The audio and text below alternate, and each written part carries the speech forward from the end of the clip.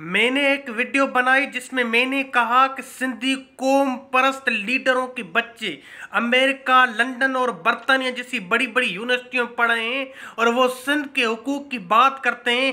किस मुंह से सिंध के हुकूक की बात करते हैं? तो चंद लोगों ने मुझ पर तनकीद की, क्या उनके बच्चों को इल्म हासिल करने का हक नहीं है? वो बड़ी बड़ी यूनिवर्सिटियों में नहीं पढ़ सकते, फिर क्यों आप उन पर तनकीद करें इल्म के मामले में?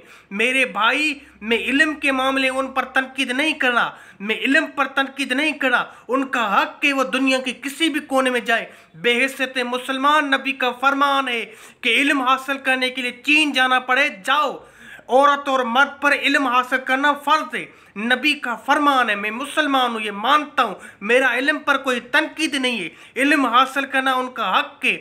मेरी तनकीद इस बात पर है कि सिंध के जो कौम परस्त लीडर इस बात की वाह वाह करते हैं कि हम सिंध की कौम की जंग लड़े हैं, सिंध के हुकूक की जंग लड़े हैं, सिंधी कौम की जंग लड़े हैं। खुदा की ज़ात की कसम, उन्हें इतना भी कोई भरोसा नहीं है कि सिंध के किसी यूनिवर्सिटी और कॉलेज में उनके बच्चे और बच्चियां पढ़ सके। उन्हें इतना भी भरोसा नहीं है कि उनके बच्चे और बच्चियां पाकिस्तान की किसी कॉलेज और यूनिवर्सिटी में पढ़ सकें।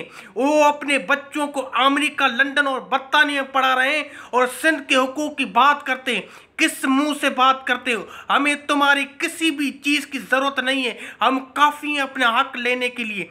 सिंधी कौम के लिए वक्त है कि अभी भी पहचान लो उन लोगों को जो सिंधी कौम की हक की बात करते हैं और अपनी जेब भर रहे हैं। वस्सलाम। जिए सिंध, सदा जिए।